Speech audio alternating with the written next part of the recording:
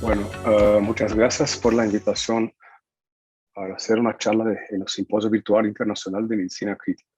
Los temas que nosotros vamos a abordar son las conductas preoperatorias inmediatas en el paciente víctima de trauma. ¿Qué tenemos que hacer o qué no podemos hacer? Bueno, una cosa muy importante cuando hablamos de pacientes víctimas de trauma es que tenemos que tener una noción muy clara de que tiempo es esencial para estos pacientes. Durante el abordaje inicial, el paciente es críticamente enfermo, representa, por supuesto, un gran desafío, porque tenemos que identificar prontamente los pacientes que están en estado de shock por sangrantes e inestables, que esos son los pacientes más graves, que no representan más do que 10% del volumen del paciente de trauma en un centro de trauma que tenga un movimiento expresivo. Por tanto, para estos pacientes tenemos que tener un team de reanimación, un grupo de especialistas, cirujanos de trauma, emergenciólogos, para actuar de forma equilibrada como un team, para hacer una reanimación de emergencia efectiva, para que se pueda poner al paciente en condiciones ideales o más próximo de ideal para que se pueda hacer una cirugía con bastante seguridad. El manejo preoperatorio intensivo de la forma de teamwork es esencial para que los resultados sean buenos. Inicialmente, cuando manejamos este tipo de paciente, tenemos que buscar con los datos clínicos más objetivos las condiciones clínicas que se pueden poner el paciente en un riesgo de muerte rápida. Por tanto, buscamos siempre las obstrucciones de las vías aéreas, los problemas pulmonares, los problemas circulatorios con los shock y las pérdidas de sangre externas, internas, la parte de evaluación neurológica y la evaluación externa, buscando, por ejemplo, por problemas pélvicos o de huesos longos, como aquí en este video que estamos mirando a derecha, que tenemos un caso en la Universidad de Tokio, en Japón, donde hay una sala híbrida, el paciente que tiene un trauma pélvico grave con sangrado y shock, que está teniendo su tratamiento fecho todo en los quirófanos de trauma, que es como tiene un arco en C, tiene un tomógrafo y tiene un equipo, un team de traumatólogos muy efectivo que todos hacen sus tareas de forma muy planeada y con esto en 40 minutos el paciente está con su sangrado controlado y su tratamiento endovascular hecho. Entonces es un ejemplo de un team de tratamiento de la fase aguda inicial de trauma efectivo y muy capacitado, con resultados que por supuesto son muy buenos.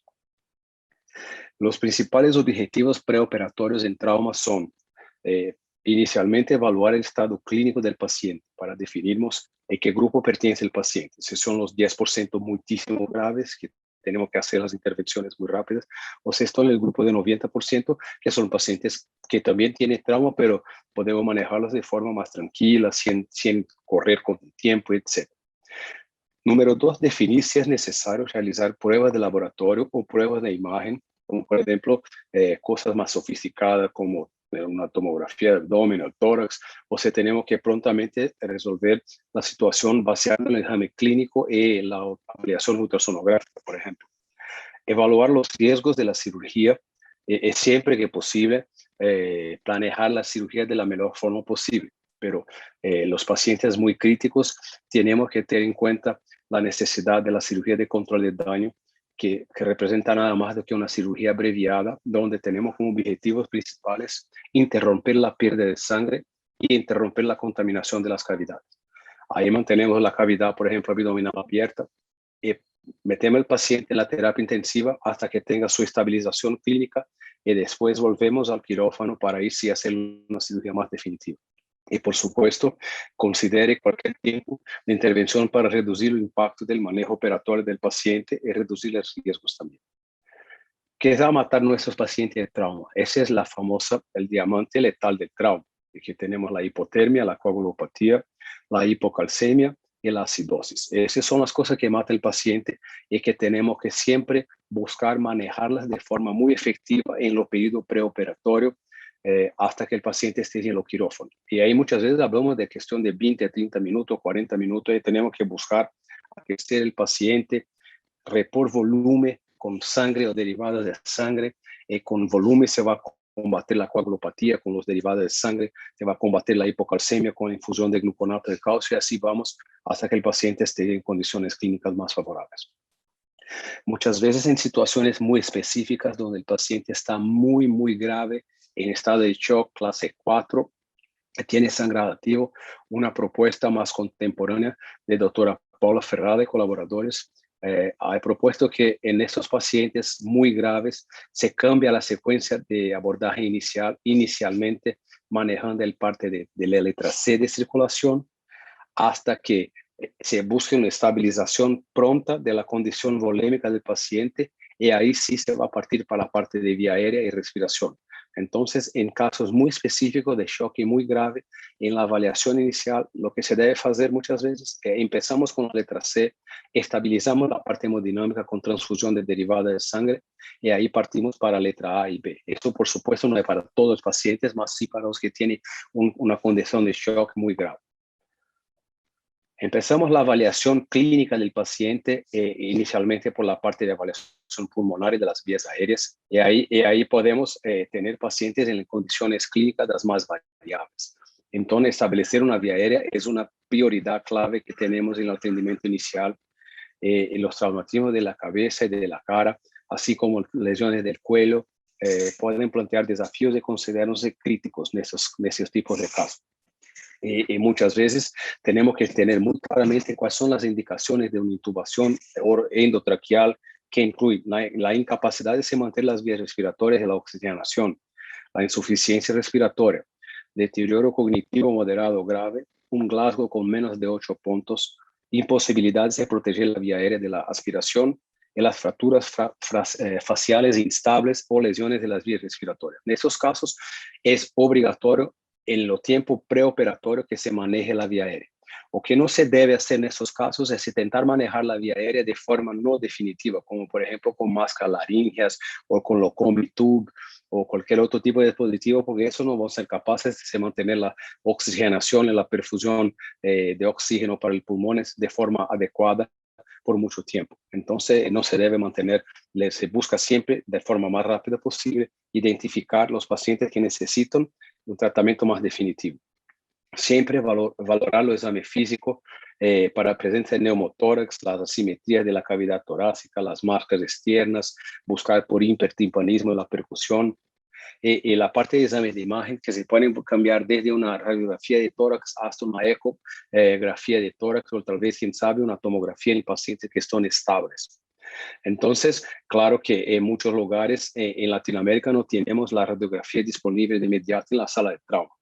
Entonces ahí empezamos a utilizar mucho la parte de la ecografía de tórax, do IFEST, que se va a buscar la presencia de hemotórax o neumotórax. Claro que se tiene condiciones ideales hemodinámicas, ahí se va a planear hacer una tomografía que le busca dar informaciones más precisas. Pero en situaciones en que el tiempo es crucial, la ecografía se utiliza cada vez más en los pacientes traumatizados. Si comparamos los resultados de las radiografías con ultrasonidos, los resultados son muy similares cuando realizados por profesionales capacitados. Entonces, es una cosa que debe hacer, empezar a entrenar la parte de ecografía en trauma para avaliación del tórax. Ahí podemos observar, por ejemplo, una sensibilidad de 90% y una especificidad de 98% para el ultrasonido cuando hecho por un cirujano o un emergenciólogo que tiene una experiencia larga de la parte de ultrasonido. Y, por ejemplo, tenemos una imagen clásica de un neumotórax muy simple, muy fácil de observar.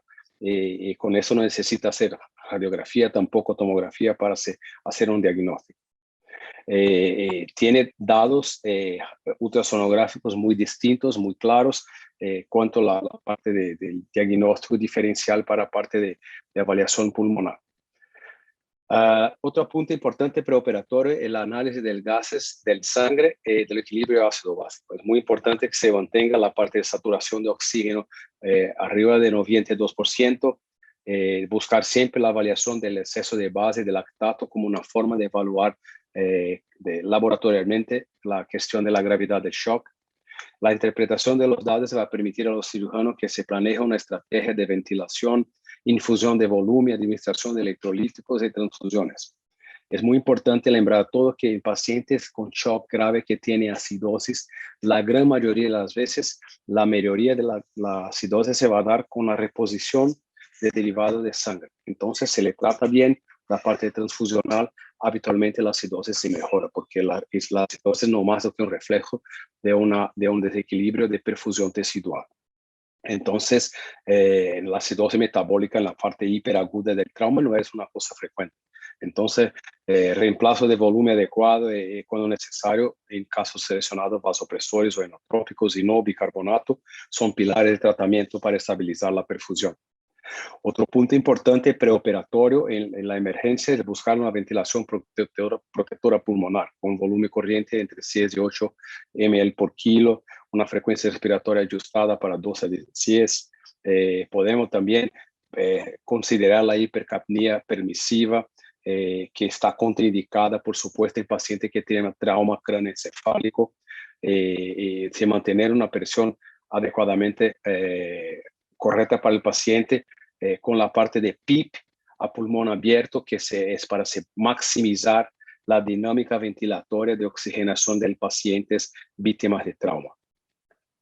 En la parte de avaliación circulatoria preoperatoria, que es muy importante, buscar las causas de shock, que por supuesto en los pacientes de trauma representa la grandísima mayoría de los pacientes que tienen perdido sangre. Entonces va a buscar los sangramientos externos, sangramiento de las cavidades, sangramiento de los huesos más grandes como la pelvis o las piernas.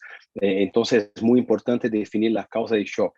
Y los más importantes para nosotros son los choques de clase 3 y 4, donde habitualmente se va a tener un cambio de la presión de perfusión tecidual, y ahí sí tenemos que identificar los sitios de pérdida de volumen para hacer el tratamiento más pronto posible.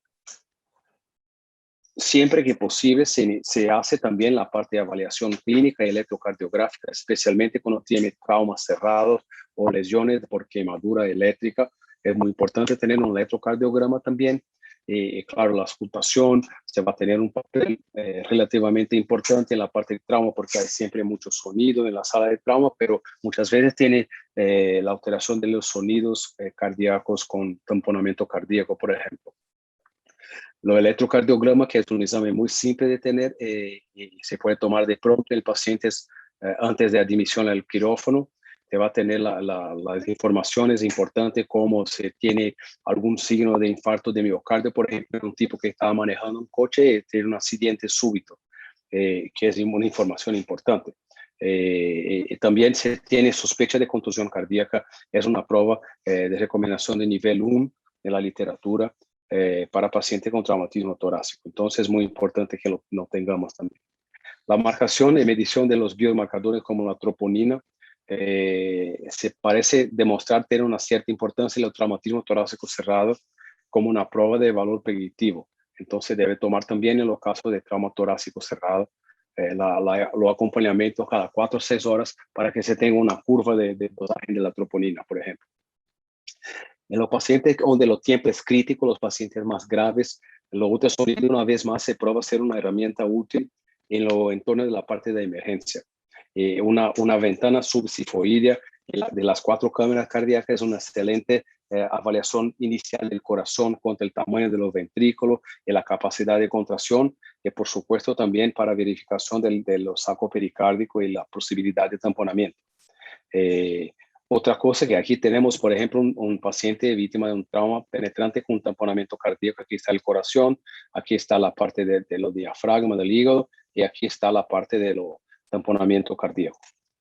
Una otra parte importante era hacernos avaliación preoperatoria inicial antes de los quirófanos. Es siempre que posible buscar una reanimación de volumen adecuada para que se va a evitar el fallo de los riñones.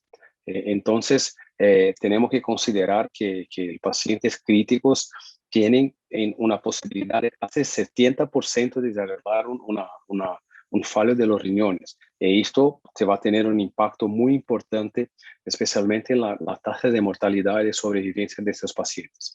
Entonces, desde los comecitos del atendimiento en la sala de los quirófanos de trauma, tenemos que empezar con una reanimación adecuada para que el paciente no tenga riesgo de fallar con sus riñones después en los periodos más postoperatorio. Entonces, sabemos que los traumatismos agudos y la cirugía de trauma y de urgencia y emergencia aumenta el riesgo de lesiones renales agudas en los pacientes portadores de trauma. Entonces, en un punto muy importante de siempre tenemos el pensamiento de que se puede pasar con el paciente. Una forma interesante de se avaliar los volúmenes de infusión que pasa a ser también con la utilización de Point of Care Ultrasound, que es una avaliación simple que se puede hacer en la beira del lecho del paciente, y ahí vamos a tener informaciones cuanto a capacidad de volumen, cuánto más de volumen se puede poner en el paciente, si estamos bien, si no estamos tan bien. Otro punto crucial en la avaliación del paciente víctima de trauma, que en el periodo preoperatorio, es la cuestión de la transfusión masiva.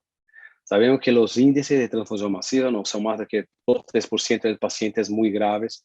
En la parte militar se va hasta el nivel del 5%. Y básicamente la gran mayoría de los servicios en Latinoamérica empezamos con los concentrados de eritrócito, el plasma fresco congelado, las plaquetas y el óxido precipitado, como un combo de uno para uno. Esta es una estrategia que se va practicando, tiene como casi 20 años en los Estados Unidos. Empezamos con las guerras, cambiamos los conocimientos de la guerra para la vida civil. Los resultados son muy buenos, todos conocemos los resultados, pero es importante que los hospitales tengan sus protocolos institucionales bien definidos. Los europeos tienen prácticas un poco más distintas de los americanos, hacen sus transfusiones basadas más en datos objetivos como los ROTEN, los TEG, para avaliar la parte de coagulación, y utilizan más lo concentrado de masa con lo plasma fresco y no tanto con las plaquetas también. Ahora estamos empezando en mi servicio en Brasil, y hay muchos servicios en Latinoamérica y en los Estados Unidos que lo usan sangre total. Lo racional para sangre total es que se te pierde sangre, se le pone vuelta sangre. Los valores de hematocrito y plaquetas y factores de coagulación son básicamente los mismos de la sangre normal. Entonces, empezamos la reposición de sangre total para pacientes muy críticos, como 1 o 2 bolsitas de sangre total. Y ahí después partimos para la transfusión de sangre personalizada. Entonces, en nuestro servicio que hacemos ahora, empezamos pacientes críticos, 2 bolsas de sangre total o negativo. Avaliamos la respuesta del paciente, ahí pasamos a tener tiempo de pensar si necesitamos más concentrado de glóbulos rojos, si necesitamos plaqueta, porque ahí empezamos con los resultados de exámenes. Entonces, para nosotros ahora, una vez que iniciamos los protocolos transfusionales, básicamente lo utilizamos con sangre total. ¿Cómo accionamos el protocolo de transfusión masiva? Básicamente por el shock index, es hacer una división de la frecuencia cardíaca con la presión sistólica, que si está arriba de un punto, empezamos, o utilizamos la ABC score, que cuando tiene 2 o más de estos 4 puntos en las heridas penetrantes, se está autorizado a iniciar la parte de sangre también. Es muy importante, nos recordamos que hay siempre una coagulopatía asociada, y por eso es importante siempre reportamos también la parte de plasma, de crío y de plaquetas, porque esos pacientes invariablemente van a desarrollar con cuadro de coagulopatía, y tenemos que tomar mucho cuidado con esto. Es recordar siempre la importancia de que lo fibrinogéneo es lo número 1 factor de coagulación que se va a cambiar en trauma. Entonces, tiene que estar muy conectado con la parte de fibrinogéneo para que se empiece con lo ácido tranexámico de pronto, para que tenga resultados disminuidos de la parte de coagulación. Ahí se tiene cómo hacer una terapia focada por TEG o por ROTEN. Se va a hacer una terapia más customizada, entonces una cosa a la carte. Pero cuando no lo tiene, empiezas con plasma fresco, plaquetas, crío precipitado, ácido tranexámico, ahí se va para que el paciente se va al quirófano. Entonces, una cosa que no se puede hacer en pacientes graves de trauma es no se empezar con la parte transfusional de plasma y crío y plaquetas temprano, es solamente con concentrado de glóbulos rojos, por ejemplo. Entonces, tiene que tomar un cuidado muy grande con el paciente, recordar de los puntos claves de que el paciente es un paciente complejo que necesita un abordaje multidisciplinaria, y con esto empezamos con transfusiones de sangre precoces de los derivados de la coagulación. Avaliamos el paciente clínicamente, encaminamos a los quirófanos y siempre buscamos la parte clínica y laboratorial para se poder hacer una terapia más focada del paciente. Termino mi presentación invitando a todos para el Congreso Brasileño de Trauma. Ahí tiene un QR code con todos mis contactos si necesita hablar conmigo. Y agradezco una vez más por la invitación para hacer esta charla. Muchas gracias.